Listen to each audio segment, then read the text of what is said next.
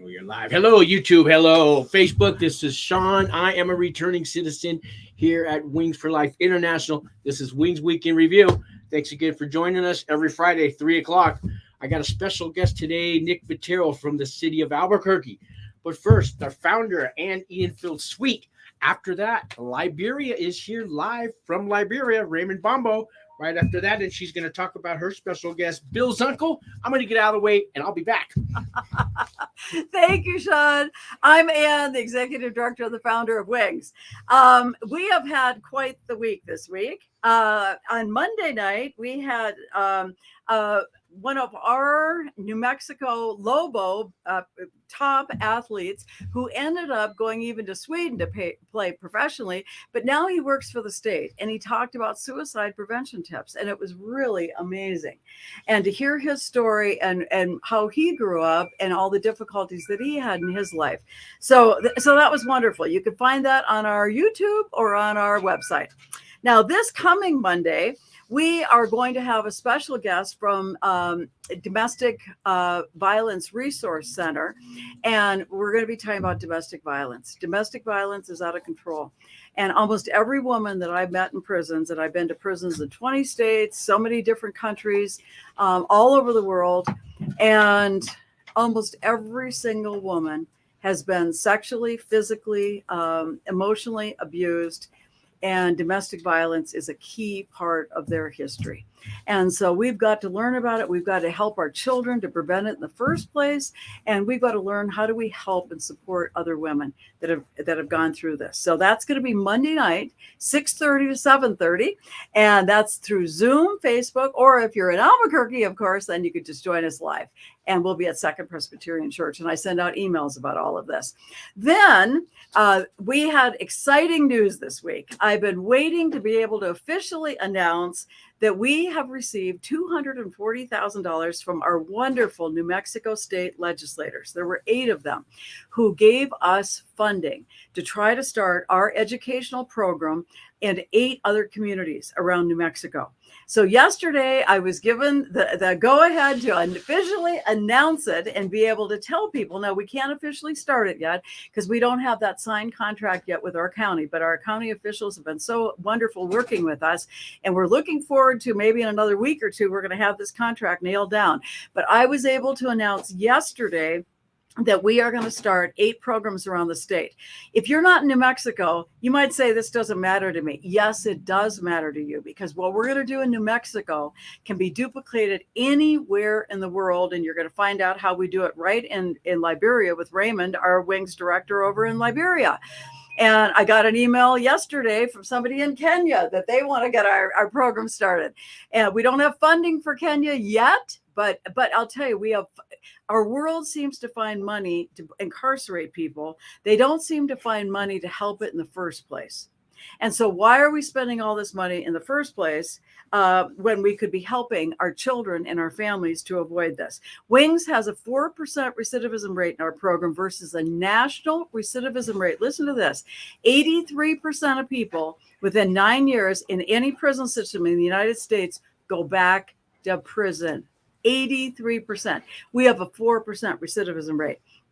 You don't want your kids to go to prison. I don't want my kids to go to prison. My first husband went to prison. I started this to help all of us, help our children to stay out. So I was thrilled last night to get a call from a friend of mine, Bill, who just happened to drive down from Santa Fe today to talk to us. So Bill, very quickly, because we've got all kinds of wonderful guests today, tell me why you want to do this for Santa Fe. I'm sponsoring in Alcoholics Anonymous a young man that was 18 when he had a fatality DWI accident, killed a woman, injured 2 others, and he was 18 years old. And he began an outpatient treatment, but he and his girlfriend used one night cocaine. He was an alcoholic, used cocaine. And instead of returning him to the treatment program, they put him in jail, and he's been behind bars ever since. At that moment, I said, what is going on with this system where somebody is actually in recovery, and instead of encouraging the recovery and returning him to that, they put him in jail? And then he was sentenced in December of that year. This was November, then December he was sentenced, and he's been in prison since then. So I've kept up with him, and he stayed clean in prison for 4 years and 10 months, which Wow. is all together because we did the AA program before he went in, and he learned to live a day at a time. But I got interested in this because of the inequity of putting somebody back into jail instead of letting him continue his treatment for his drug and alcohol use. Well, I'm thrilled because we're going to have 8 leaders around our state like this. I got a call this morning from a program that I work with in Ohio. They want to see how, and our prisons in Ohio are already using our programs, our TAPE programs, but they want to incorporate in live ways that they're doing. They work out of Cleveland, and I've done tons of work. I've been to almost every prison in Ohio. And so this is just a chance right out of New Mexico, a chance to spread and change our world. We do not need to incarcerate more people. We need to help people avoid addiction in the first place, stop the early teen pregnancies in the first place so that children get an education, graduate, and move on and become productive citizens of whatever country they are part of, and have a life that they are happy to lead. And so that's what we're going to do. So if you're interested, if you're in New Mexico, call me right away. I think I've got 7 spaces kind of out of that 8 already, but we're going to confirm them, and we're going to get started. I'll be training everybody, and you'll be running a program. And if you want it in another state, another country, I know sometimes we got those of you from Australia, New Zealand. Guess what? It works there too. It works everywhere. And so anyway, there is a lot going on this week with Wings Week in Review. Now, I'm going to introduce Raymond, because Raymond is our Liberian director. He is waiting on money that has been designated from one of our key volunteers named Mary Briggs. She inherited $11,000, and God provides, I'll tell you, because guess how much money Raymond needed to be able to complete the building that they're going to be teaching people in Liberia how to do furniture? $11,000. So here's Raymond. So go ahead, Raymond. Let me unmute him too. All right. Raymond, can you unmute for us? Unmute and tell us what's going on in Liberia. Yes, good. Okay. Thank you. Hi, everyone. I'm glad to be on this platform. So basically, we are to have our inter-school crime prevention awareness that we want to start next week. And we're going to be doing that with 29 different schools. Wow. And what we are trying to do is to build a campus-based, group that we can all have this interactive, stuff together where we can discuss crime, how harmful it is, the impact, and things like that. And we're gonna have the authority involved of the schools, like the DEO, the CEO, and all the kind of that's the district officer and the county officer as well, along with the students, because we are pretty soon going to be in our electionary period, which would be sometime in November 2023, and people that are mostly involved with crime issues are school-going kids. Most time, people use them to institute violence, and that's something we think we need to get them aware, inform them how we can help, cut down things of such. So that's what we have going on, but that's going to start next week. Wonderful. And Raymond, as I shared with you, I'm going to plan a trip, hopefully in January. I'm going to start checking on flights. So if anybody is listening and part of this talk, or they're hearing us later, I'm going to be putting a team together to go over to Liberia. We will go back into prisons where we've been. We'll go back to orphanages, to the hospitals, some of the centers that we've gone to, and we will go back and we will do more education and more training. And we are going to be there to support you, Raymond, because you are doing a fantastic job. Yes, you are, Raymond. Good man. I can't wait to see the team back here. Well, we're going to be back. I promise you, we're coming. Wow, that's an amazing news. Yeah, I can't wait. Yes. We're all going to waiting cut for that ribbon on your new building, and we're going to take pictures of furniture and the things that you've made, and then we're going to try to help you sell those things, okay? All right. All righty. Thank Okay. you. Okay. Yeah. Raymond, thank you so much, Raymond, and we'll see you next Friday, 3 o'clock again, 9 o'clock Liberian. Right? 9 o'clock your time. Yeah, 9 o'clock. And I know I'll be talking to you over the weekend like we do on Facebook. But Raymond, you're a good man. Keep doing what you're doing over there. You're helping people and you're helping yourself. Don't forget that. Yes, we got to do that. That's what life is all about. When you go through something, you need to tell someone that this is the wrong way to go, so that You they bet. can, You bet. live their life better than.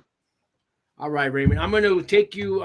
You can stay in the room, but I'm going to move the screen over to us and introduce Nick Vattero. Right. Raymond, thanks again, and we will see you next week. All right. All right. Thank you. Okay.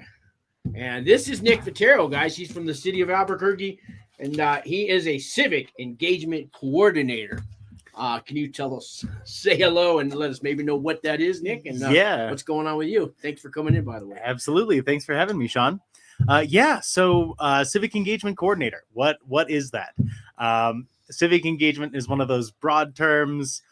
Our office is a new office here in the city of Albuquerque, and we were really started by this administration to create pathways for action, create pathways for opportunity for every resident in our community. Albuquerque is one of those places, we're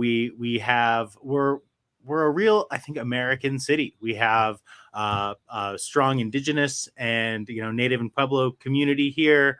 We have, a lot of, Spanish and European influence here.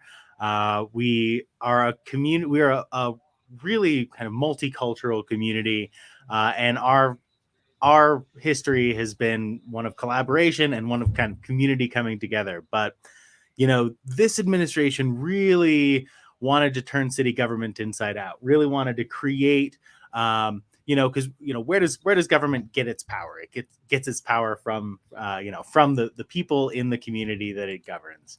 And we wanted to create and formalize those pathways to action for residents to play a role in the programming that the city provides, to make connections and have conversations with decision makers, and also as kind of a pathway to employment, explore careers, or network within the city. So, this is it's a way to bring residents into the work that we do. It's a way for government not to be, the other or the them or the they.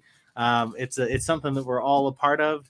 And specifically for Wings, I think it's a great opportunity for people to, people who are reintegrating or young people who are looking to develop their resume, make connections professionally. It's a great way for folks to crack into that industry, to get connected with people who are doing work that is meaningful to them, and start building that foundation for a career in public service or in service to the community. Thank you. That was a lot. But I tend to agree. I moved here from San Francisco last year, and that's a big international diverse city. Yeah. But I see a lot of that going on here in Albuquerque. Oh yeah, absolutely. We have so many people across town, and we really wanted to create a way for people. We're a city of neighborhoods, and we really want people to have opportunities to make their neighborhood and the space where they're living. That's how San Francisco is. It's your neighborhood, and you're either proud of it or you move away from it. But exactly. Well, we don't want people to move away from it. We want to keep people here. We want people to invest in their communities, and we want to give people a way in their neighborhood to really make their home something special and something unique. So I did a little research on Nick today, guys. I, Googled his name and read some of his profiles. But you've done a lot since college. He's volunteered for, I didn't list all the organizations, but I know you were a youth field organizer. I wanted to ask you about Free the Future. You were the founder, director there. Community outreach coordinator for New Mexico Child Advocacy Networks. I mean, that's a lot of stuff. And and the list goes on. These are just a few, but Maybe you can tell us what Free the Future is. Start with Yeah. that one. Well, so that's a local nonprofit here. It's still something that I've done. It was always unpaid. It always has been. I think at least for the future will be. But we are working on some new projects. Our old projects, I think that's what kind of got my foot in the door with the city. Our big project was the two-way street newspaper. So it was an application of the street newspaper model right here in Albuquerque. Okay. And for those who are not familiar with it, street newspapers are, community-based publications. Street sheets, kind of? Is that another name for them? Yeah, sometimes sometimes they're called street sheets, but like it's it's like a local newspaper. It's put together. We did it all volunteer-based. Not all of them have that kind of volunteer model, but the publications are produced for street vendors, ways for people to have, access to entrepreneurship and employment without the barriers to employment. So these vendors could go out and, using their First Amendment rights and, leaning on the First Amendment, add value to the panhandling interaction. People could solicit donations for their copies of the newspaper and, have that liquid income that for many people is, it's hard to get it if you right. That's a legal way. At least it could be trying to push something else, and I'd rather have them have that newspaper, that newsletter. Absolutely, you know what I mean. That's a much better a piece of you know what I'm saying. Oh, I know what you're saying, but yeah, you're right. That's give them a hustle. That's actually doing some good, right? Yeah, well, and it was hyper local. It talked about local, really local issues, stuff that you don't get with national publications. Yeah, and it really, and it wasn't just the vending. I think that the interactions that our street vendors had with people in the community, you start bridging that gap between people. So that's where we went initially with that, and eventually I think we'll get a Web3 project off the ground as kind of a spiritual successor. Now, I don't know what a Web3 project is. Can you tell me what that is? Web3 is just kind of where people are imagining where the internet will go. So Web 1 was read. You could post things on the internet. Web 2 is social media, is read write. Web 3 is kind of read write own, is how a lot of people. Is that the next generation for the internet, I guess? But potentially, I think that what we see in technology and also what we tried to do, we were really trying to create opportunity for folks, particularly the more vulnerable folks in our communities. But the street newspaper model is a little bit outdated. Today we have a need for kind of a cashless exchange, and Venmo, Cash App, all right? That stuff's everybody's got it now. Almost everybody under 40 probably has one. Yeah, right. Well, and we're working on a platform to help get people, people who are reintegrating, people who are not connected with their community. The internet has never been a tool to connect people with the community. It's a great way to connect people with topics and interests, but there's this thing in social sciences we call the self-selection bias. And in short, it's people are not, we have a wealth of information at our fingertips with the internet, but not all of that information is accessible to us. We have to know what to enter into the Google search bar or what to enter into the URL field. So really the internet is great at providing information that reinforces our biases. But what we're hoping to do is really kind of leverage a digital commons to get people connected and create those kind of pathways for economic opportunity, pathways for advocacy, and just a way to bring people together in our physical space. That technology, we're all on our phones, we're all in our houses. Oh, you walk around, and I was in prison when I got out. Everybody's staring like this. What happened to the world? That's like I was only gone 4 years, and I come out, and they're just like this. Everybody. It's like an episode of the Twilight Zone, Yeah, it was like one of those future movies where they're all marching down, Right? Yeah. It's like a Wall-E future. Yeah. Everyone's in the chair and in front of their screen. No, I hear that, and yeah. So that's what we're trying to do there. But the work with the city is really, it's creative. It's keeping me busy. Gives me an opportunity to connect with not just City of Albuquerque departments, but organizations all across town, Wings for Life being one of them. Yeah. Just ways for people to get connected with their space, with their community. Volunteering is one of those things. it's hard to close the loops on data collection and volunteering. It's hard to volunteering. You might volunteer with one organization, and you can get your hours verified there, but there's a fragmentation in volunteering. Everyone kind of has their own system of doing things, and that's what we're trying to address with the city is creating a single pathway to access. If you want to get involved with city departments, you only have to complete the forms one time. You don't have to complete the forms 10 different times to volunteer with 10 different departments. It's a way to track your hours across organizations. It's a way to network too and get to know the people in your community. And, oh, absolutely. And know people you never thought you would ever cross paths with before, and you might find you got something in common with them, right? Well, that's the truth. It's when you're volunteering, you're there, you're making connections. If you're applying for a job where you're volunteering, people recognize your face, they recognize your name, you have those connections, and you can let someone know, like, hey, I'm dropping in an application, you should put in a good word for me. Those human interactions are really what can help translate the informal to the formal, and that's what we're hoping to do with volunteering in the city. But we want it to be a volunteer. We want to contribute to a volunteer resume. We want students who don't have potentially professional experience. We want them to be tracking their experience on the site, exporting volunteer resumes, and we really want to create we want to formalize volunteerism in the pathway to employment for folks who are reintegrating into the community, young people who are just getting started. You got to give a little to get a little, and you do. Us returning citizens, we're not just going to get handed it, guys. We actually kind of got to work a little harder than the next one. But volunteering is a great way to do that. You build your character yourself. You know what I mean? You walk away at the end of the day knowing you did a little bit of good for the world, instead of a little bit of good for you. Maybe you give something back, and if you get, you know what I mean? Yeah. The feeling that I see the smile on your face. Well, it reminds it's part of this my favorite way to conceptualize philanthropy, right? So like a lot of people think of philanthropy and they think of it as giving.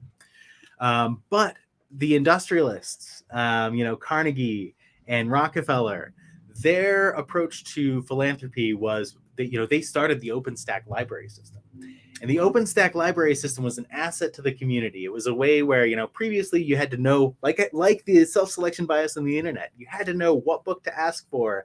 And the librarian would then go back and get the book for you and bring it to you. But the OpenStack library system was a way for people who wanted to contribute their own labor and, contribute something themselves to their own improvement. And it created that, an opportunity for education that anyone could access as long as they were willing to put in that effort. That's what we're trying to do with creating this asset for volunteerism in the community. And I know Ann is trying to sneak in here for a minute. Well, I wanted to say and now I'll get to some of the comments, that guys. to let you know that we have had so many incredible volunteers that have come through that site. That's great. And so I want to plug that opportunity that the city offers, because the gentleman now who has put together all of our Zoom programming, Facebook programming, everything else came through one volunteer. In fact, I just nominated him as Volunteer of the Month. We have another young man from the academy here, a private school here in Albuquerque, that's been helping us with computers. He will be nominated next. And we have had so many people, and the importance of volunteering, because there's no way that I can do this job, or Sean, or anybody can do this all by ourselves. It takes the whole team effort. And when we get our volunteers, they bring their gifts, their skills, and what they have learned in life to the table. And whether it's been through life in prison, I haven't had that experience, so I can't help somebody else, but Sean certainly can. So together, all of us volunteering can make all that difference. So I wanted to put in a plug for that. I wanted to say how wonderful our volunteer site is. And if you're listening anywhere else, volunteer. I cannot tell you how many recommendations that I've written for kids in high school trying to get into college. People, they call me, can you use me as a reference? Of course. but they better ask me, because if they've just come in once and I don't really know them, then I'm the worst person to recommend them, because I can say I don't remember who they are. But when you get to know somebody in a nonprofit or any organization where you're trying to help, that volunteer, that recognition of being a volunteer and giving back to the community is one of the greatest things that any employer is going to look for. And so I would highly recommend that you do that. And so I just wanted to tell you how grateful we are and what incredible volunteers we've gotten from Sure. the site. So I just wanted Thank to put you, in man. that Thank you, plug. man. There you go. And Yeah. for those of you who watch on Federal Prison Talk, I have another channel. It's running here too. A lot of them are on federal pretrial, waiting to get sentenced. Not this year, next year. It could be a few years until you get sentenced. Volunteering is going to look so good for the judge for your sentencing day, but it's going to build your character, and it'll change you along the way, so you can take accountability for what you did and maybe just turn your whole life around. That's, if you watch my channel, you know that's what I did. And my advice is try to turn it around now before you go to prison. Don't wait till you get there. Don't wait till you get out of prison. You start today.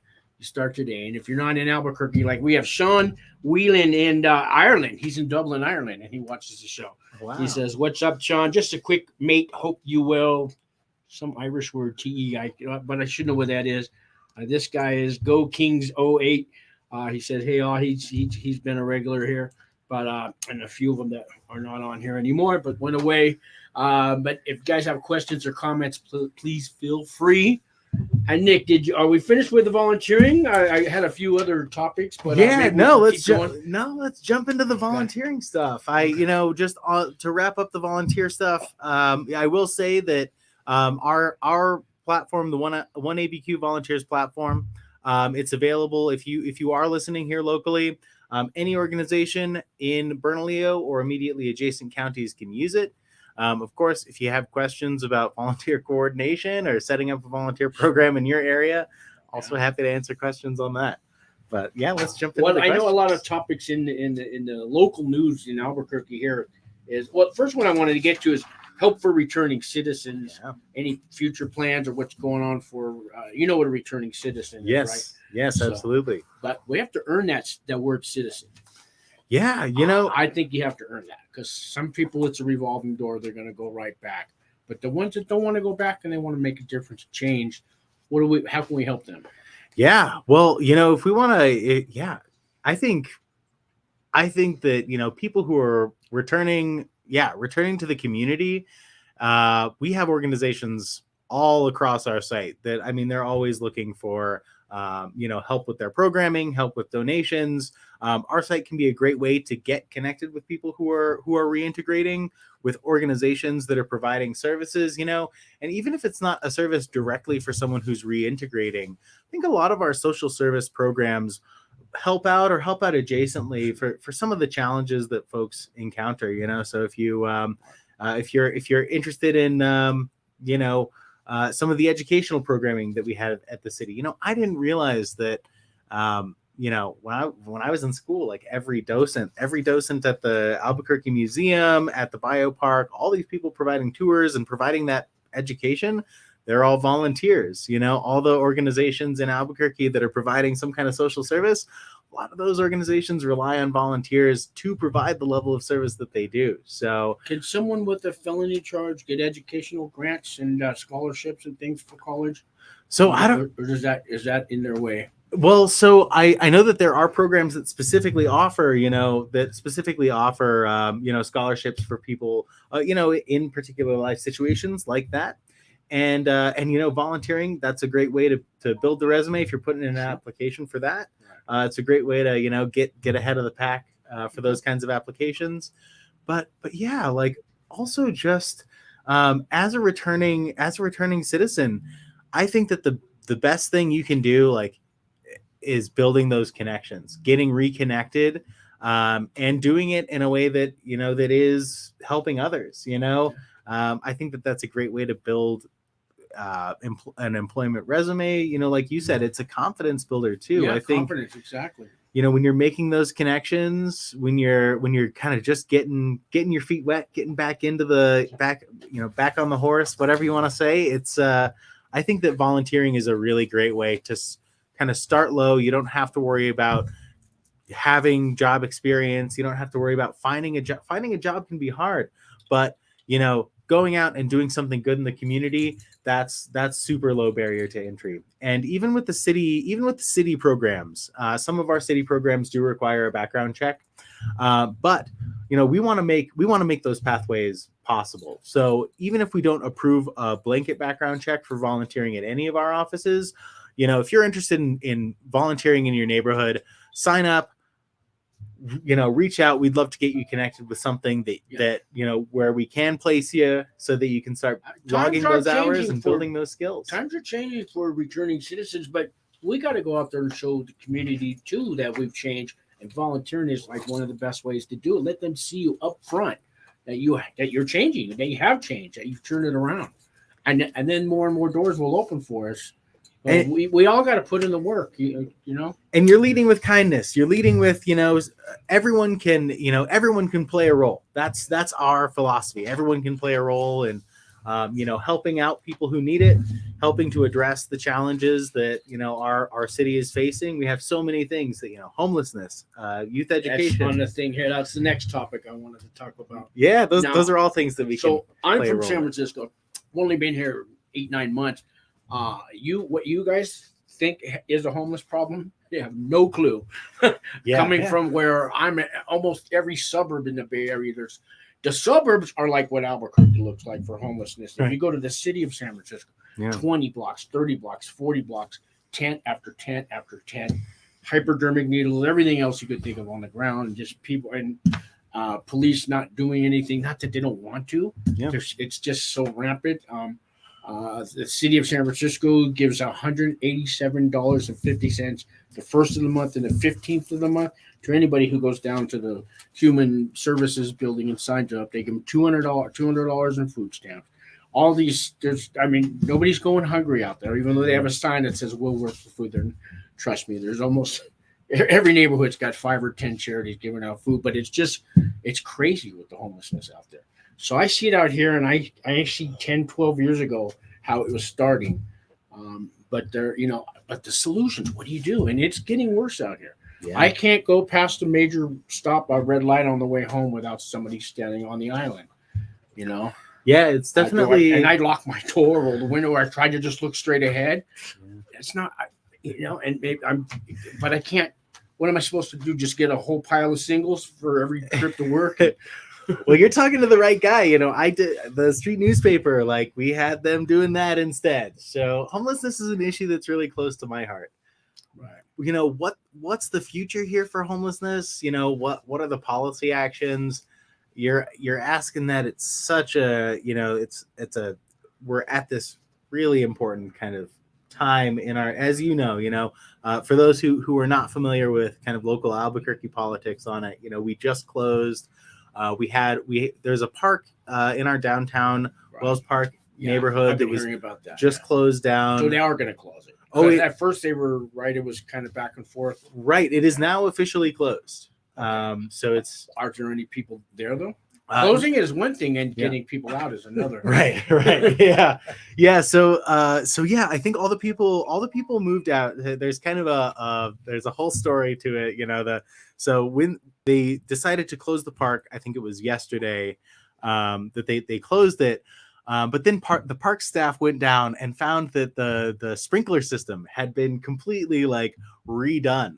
There was it's almost like an aqueduct system set up in this. Just for people to wash their clothes, and so the water was running, and it was constantly they running. Were using it for showering and, and washing dishes and hands. I get it. Well, and then they go in to fix the pipes, and the water just flooded everywhere. So the park flooded. That could be one of the reasons why it is closed and there's no one there, because it flooded out. But yeah, so we just closed that.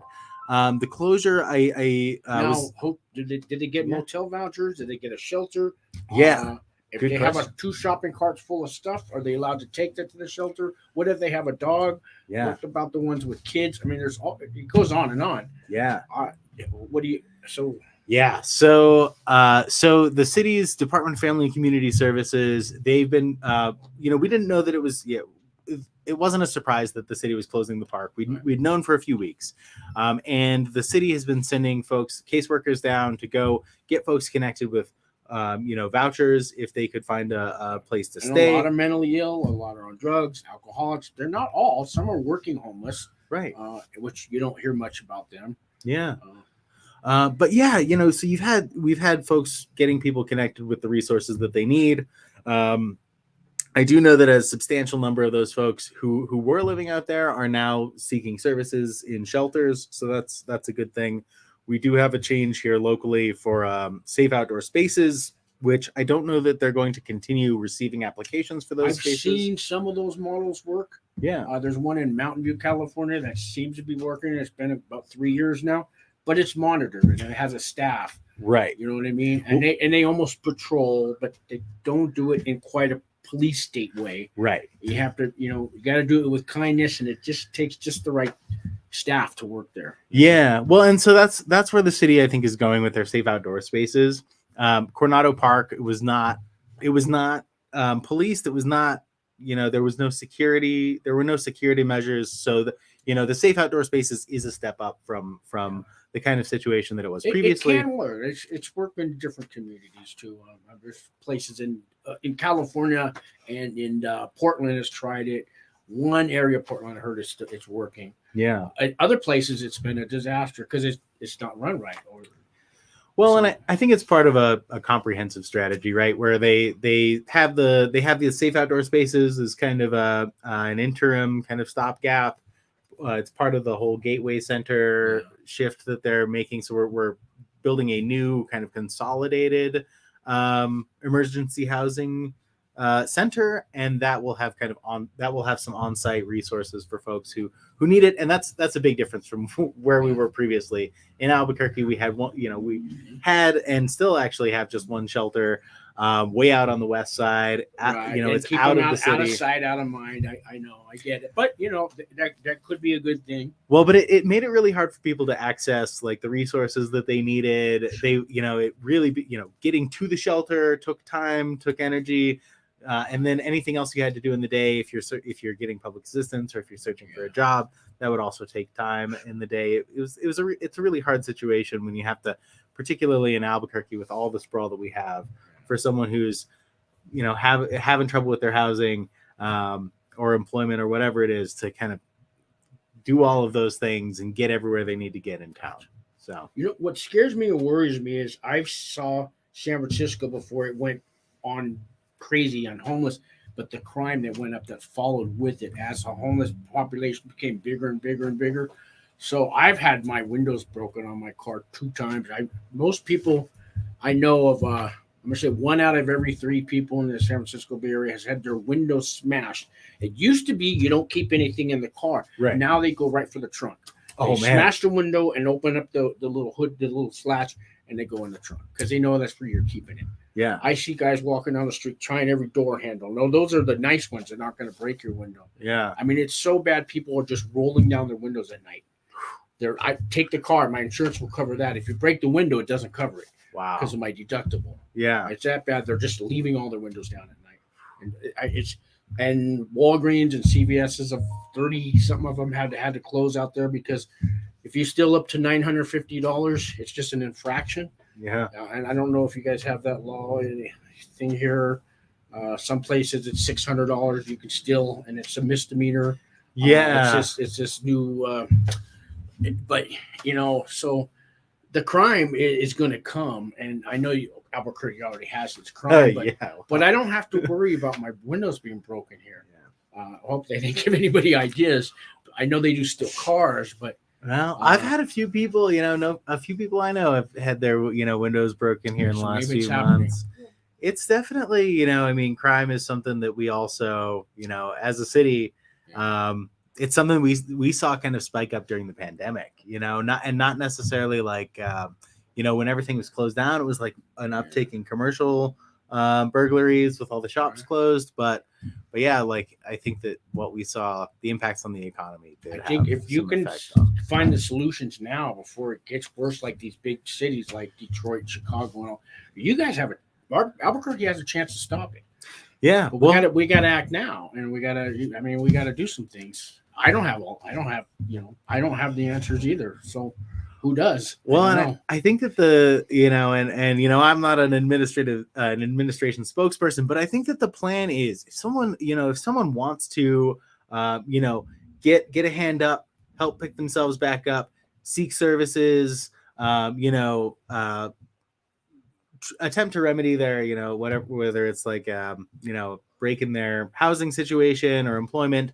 I think Albuquerque wants to be the place where they can find their footing again and build a home and build a community. But if people aren't interested in, seeking services here, I think that our approach is, if you're not interested in seeking services, you can be here, but you there's not really a place where you can stay overnight. So, I think people are going to be moving on. Yeah. I got housing resources, low income housing. What does the city offer for that kind of stuff? Well, so the city does have the the Affordable Housing Association and Affordable Housing Board and programs. The city offers vouchers for affordable housing. But, I'd say that the most interesting work happening around housing in the city is happening with MIAC, the Mayor's Youth Advisory Council. Oh, let's talk about that. Yeah, so they have met with some international organizations and have really become enamored with this European model of affordable housing. Okay. And so the European model is one. So here what we do is we have a voucher system. So people who are, and it's really for private industry, for people who have homes or apartments and want to rent them out. We have a voucher program to help pay them for the housing that that people need. How does somebody apply for that? So the wait list is tremendously long. It's I think not surprised. Yeah, but, not surprising. But yeah, they have to apply for that the housing vouchers through the Albuquerque. I think it's the Affordable Housing Association, the AHA. There's a waiting list, 1 year, 2 year, 5 year. I think it's a 2 year. We were trying to get our Vista members connected with affordable housing because they're here, they're working, they're making less than minimum wage, but they're here for a term of service. We were trying to get them connected with housing that would work for them, but yeah, our housing situation it's slow and it's and as we know, housing and rent prices are just on their way up here. So I'm seeing that. So yeah, it's a tough model, but MIAC is looking into this European model where the city or the municipality they own the property. The governments own the properties, they maintain the properties, and then the affordable housing is provided as a public benefit exclusively through the public sector rather than subsidizing private ownership, Let's give it a shot. Yeah. I mean, what's the worst going to happen? Well, and the folks from I think it was Lithuania Estonia or Lithuania who were talking to who have these programs. It's not that they're against that kind of privatization that we love here in the United States. Their statement was just that they know better. They've tried it and it's already failed. So could be an interesting approach. Trial and error. I mean, that's kind of what this country was built on, right? Yeah. Well, it's the great experiment. The last thing I want to talk about is the buses. So I know that in Albuquerque, it's free to ride the public bus. Yeah. And then they were going to stop it, I guess, this year after the pandemic.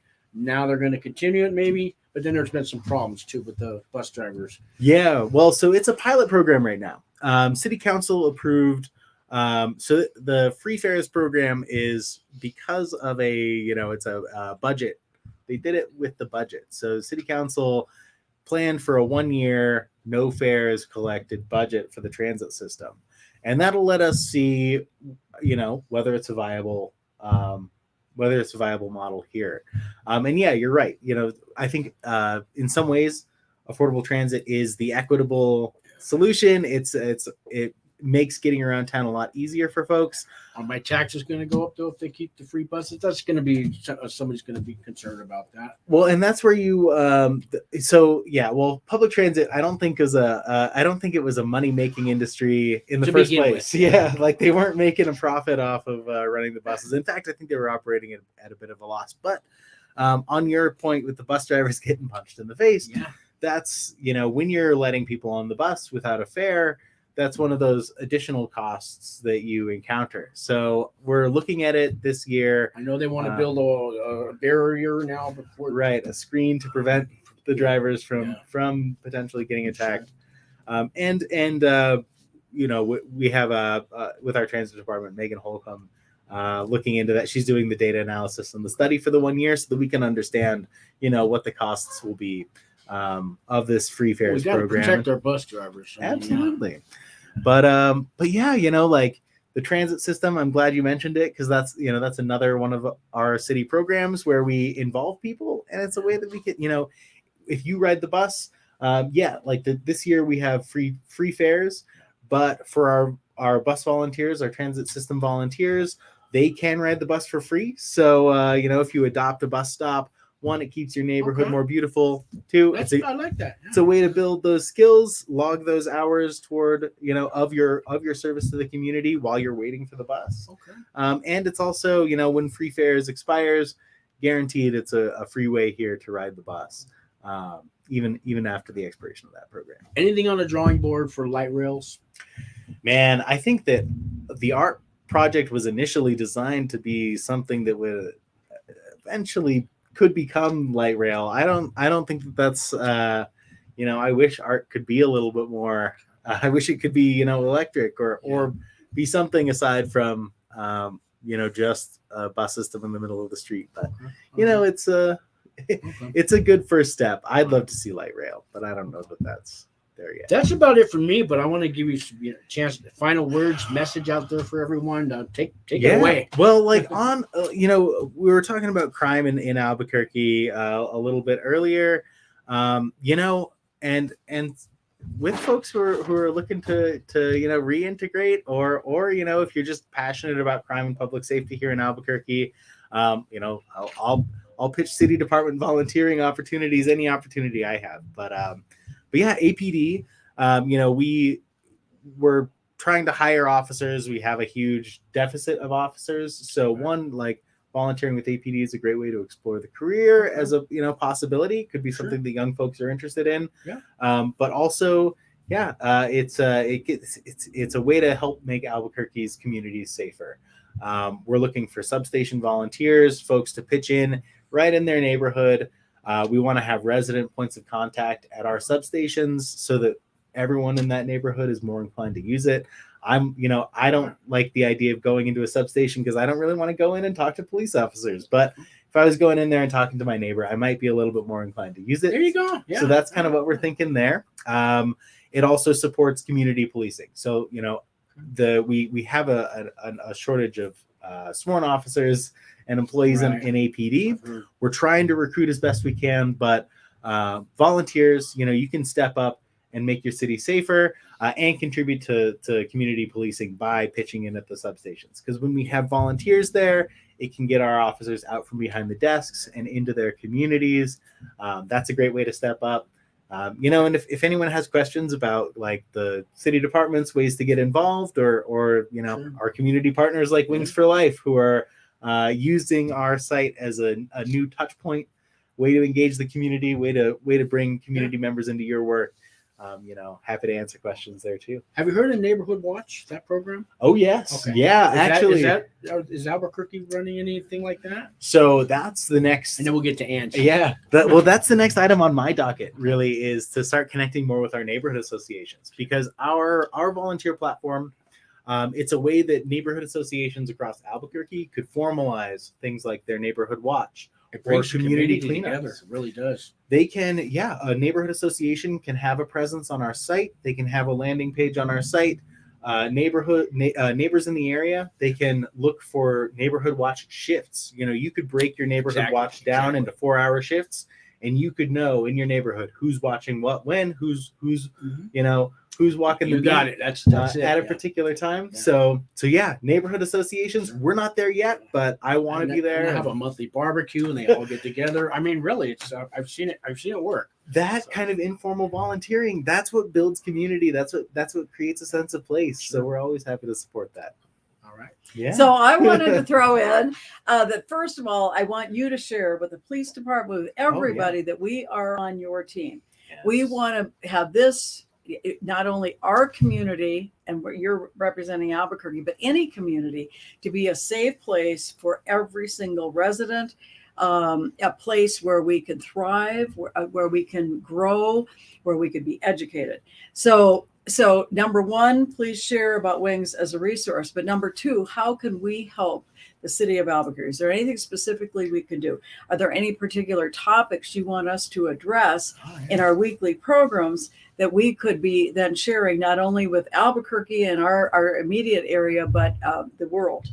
Wow, that's a great question, and Yeah. How can we help? yeah. Well, I know that Wings for Life, programs like it, you have connections to people in Albuquerque who could benefit from service, and we can benefit so much from their service. So it's not volunteering is not a one-directional thing. It's something that we can all benefit from.